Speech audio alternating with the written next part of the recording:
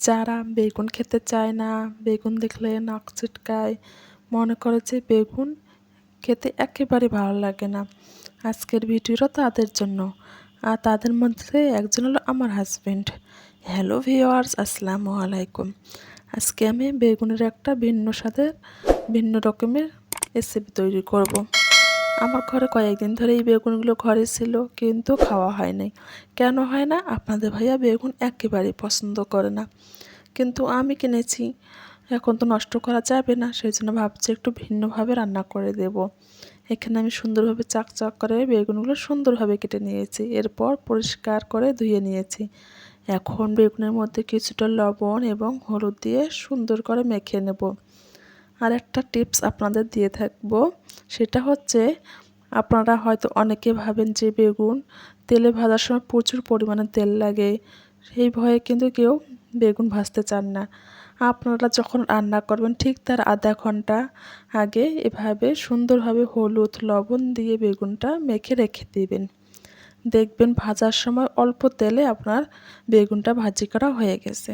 আমি কিন্তু অলরেডি আধা ঘন্টার মতো রেখে দিয়েছিলাম। দেখুন কতটা পরিমাণে পানি বের হয়েছে। এখন কিন্তু আমি বেগুনগুলো সুন্দরভাবে ভেজে নেব।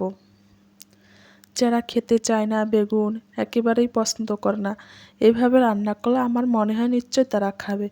কেননা আমার হাজব্যান্ড কিন্তু একেবারে এটা পছন্দ করে না, কিন্তু আজকে যখন আমি এটা রান্না করলাম, ও এতটা পছন্দ করে খেয়েছে যা বলার মতো না। ও তো আমাকে বলল যে তুমি ঠিক আছে এইভাবে রান্না করবে। আমার মনে হয় আপনারা যারা এটা পছন্দ করেন না, তারা একবার বানিয়ে দেখবেন, অবশ্যই অবশ্যই ভালো লাগবে। মাছ মাংস বাদ দিয়ে কিন্তু এইটা খেতে ইচ্ছা করবে। এটা খেতে এতটাই দারুণ যা বলার মতো না। এদিকে কিন্তু আমি বেগুনগুলো সুন্দরভাবে দিয়ে দিচ্ছি, এপাশ ওপাশ করে সুন্দরভাবে এখন একটু আমি ভেজে নেব। আমি কিন্তু দুইবারে ভেজে নেব, একবারে আমার ফ্রাই প্যানে সবগুলো দেওয়া হয়নি। আমি প্রথম ধাপে ভেজে নিচ্ছি, এরপর কিন্তু আমি আবারও ভেজে নেব। এখন পর্যন্ত যারা আমার ভিডিওর সঙ্গে আছে প্লিজ একটা লাইক করে দেবেন। আমার ভিডিওটা যদি ভালো লেগে থাকে তাহলে প্লিজ সাবস্ক্রাইব করে রেখে দিতে পারেন। আর অলরেডি যারা এই কাজটি করেছেন তাদেরকে অসংখ্য অসংখ্য ধন্যবাদ। এদিকে কিন্তু আমার বেগুনগুলো সুন্দরভাবে হয়ে গেছে, এখন আমি সেটা তুলে নেব। আমার কিন্তু আরও কিছুটা বেগুন আছে, সেটাও আমি এখন সুন্দরভাবে ফ্রাই প্যানে দিয়ে দিচ্ছি। আর এই রান্নাটা করাটা এতটা কম সময় লাগে যা বলার মতো না।